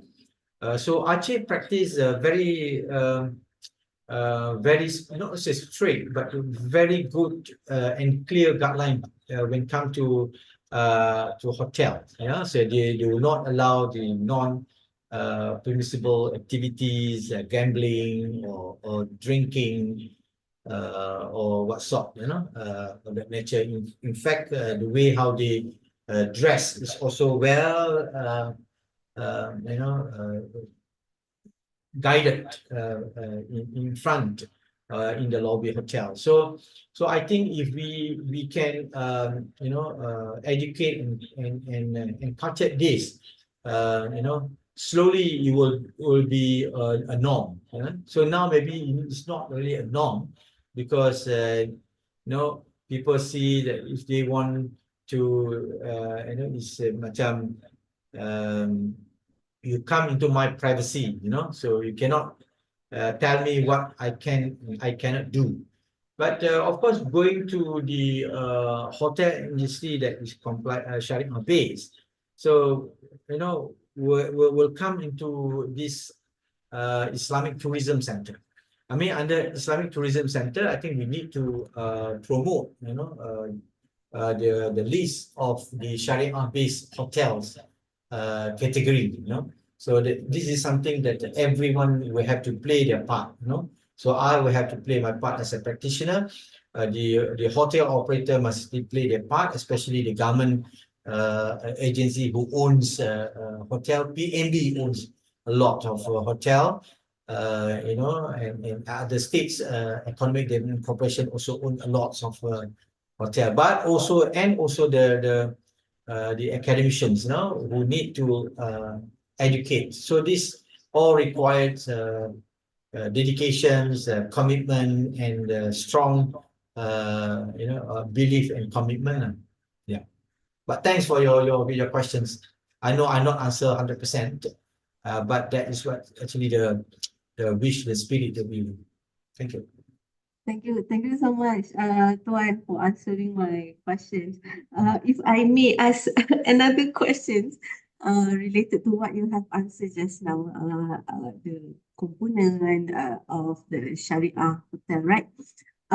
What you have mentioned is more or less, if I'm not mistaken, it's more or less like is this more or less similar like the idea of Muslim-friendly tourism, in which the dress up of the staff, how the staff dress up, the way they behave, and then the separation of facilities between male and female. If I may know, how does this Sharia, the idea of Sharia compliance services, for example, a hotel accommodation is different with Muslim-friendly services. Is it for Sharia compliance, they must have Sharia committee and must be in Sharia agreed? Can you clarify about that? Thank you, Tuan. Of course, thank you. Okay, for us who are managing Islamic REITs, yeah, REITs manager must establish a Sharia committee.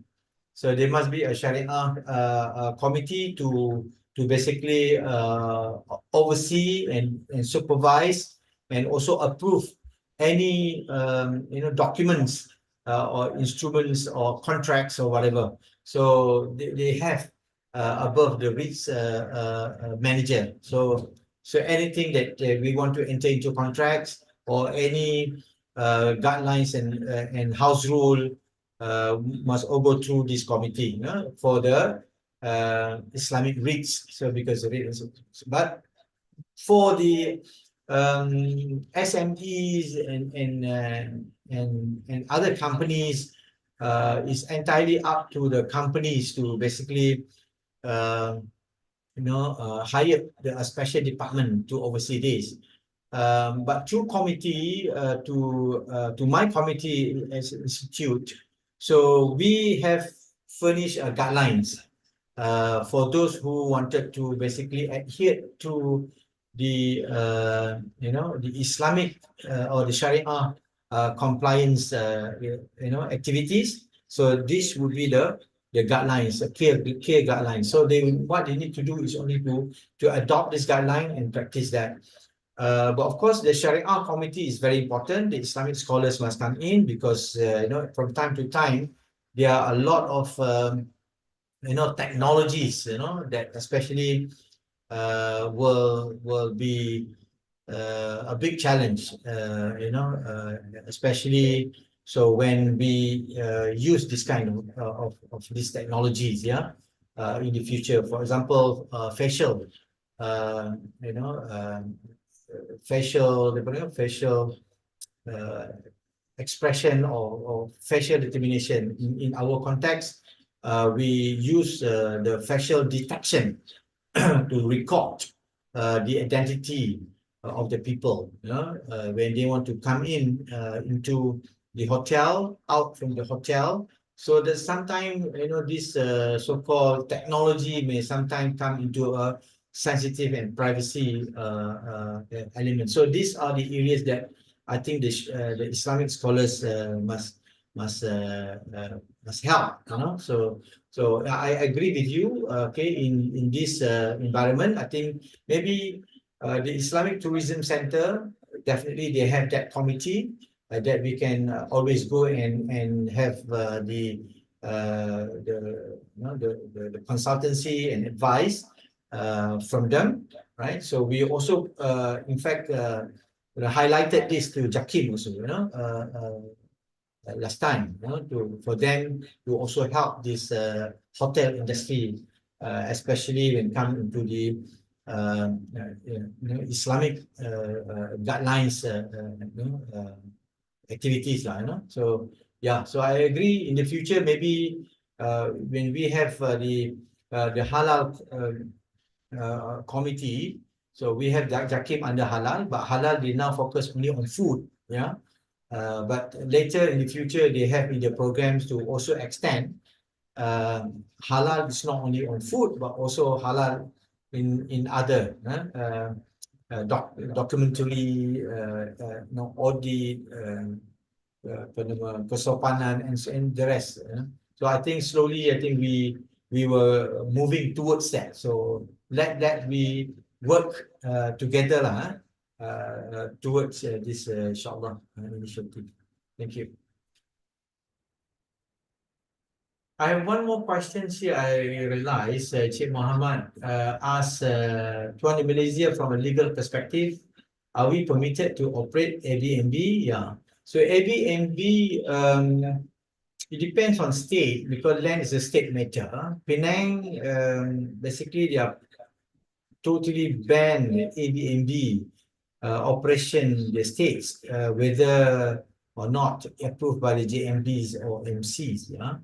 But for the case in area in Kuala Lumpur and Selangor, it depends on whether the JMB and MC approve the Airbnb or not.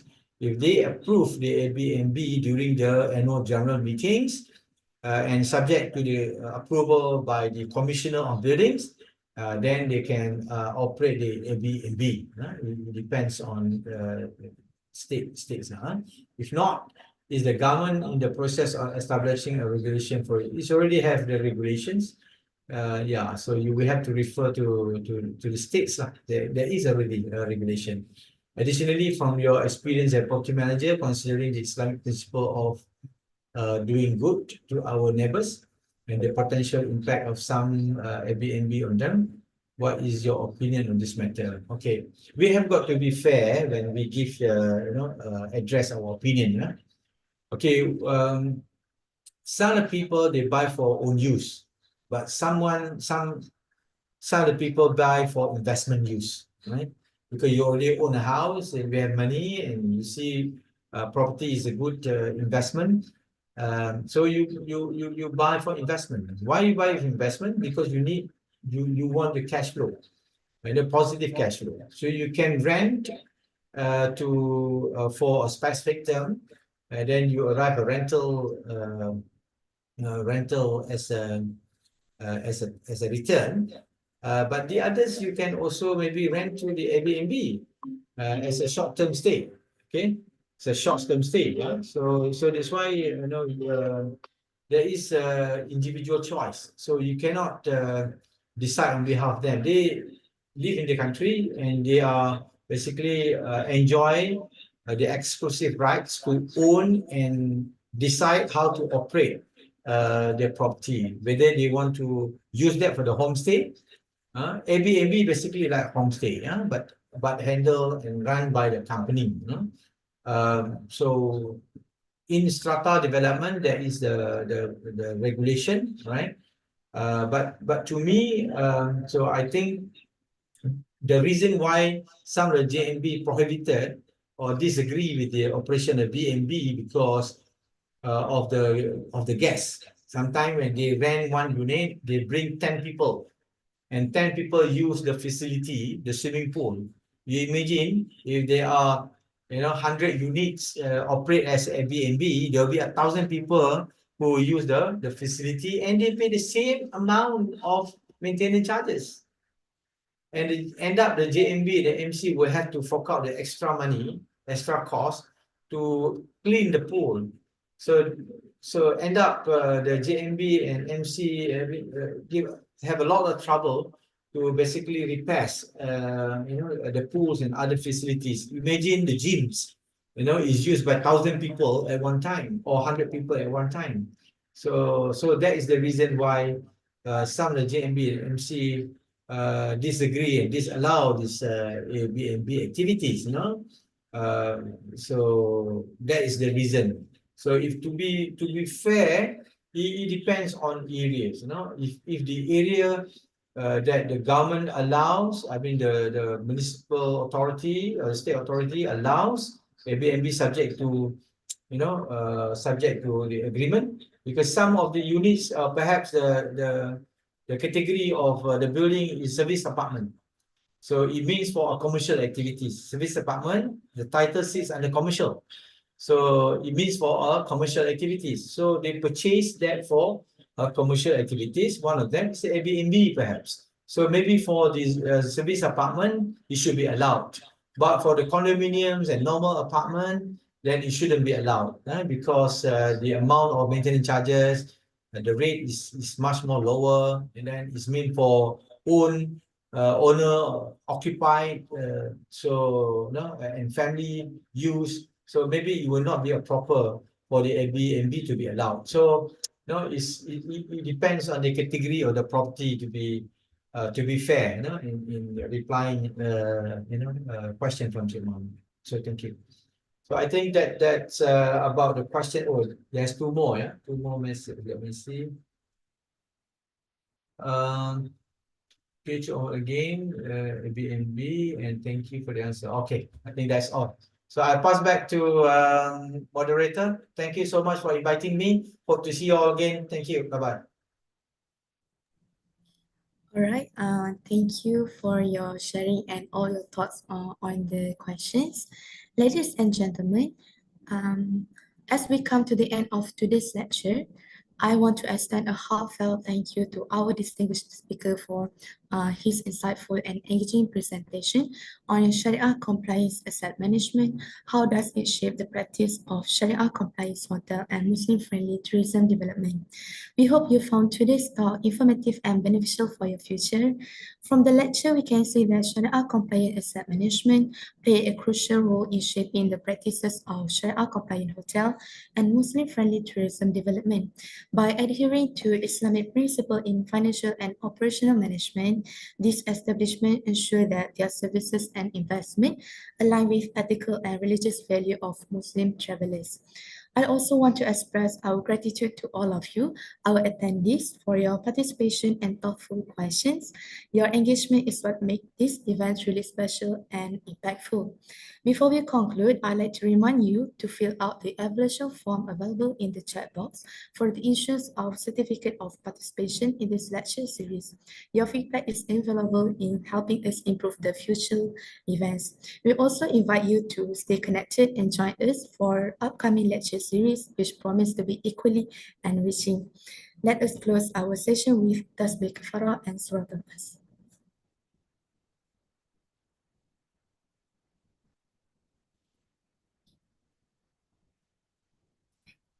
Thank you once again for being with us today. Have a great day and Assalamualaikum. All right, for now we will have a photography session. So I invite you, all of you, to open your camera for the photography session.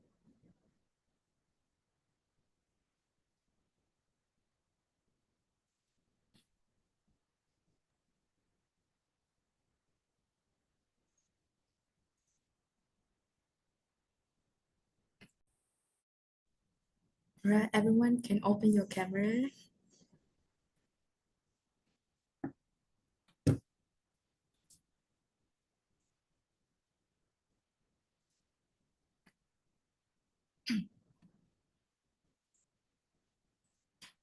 All right, get ready. So smile. 1, 2, 3. 1, 2, 3. All right. Thank you, everyone. Assalamualaikum.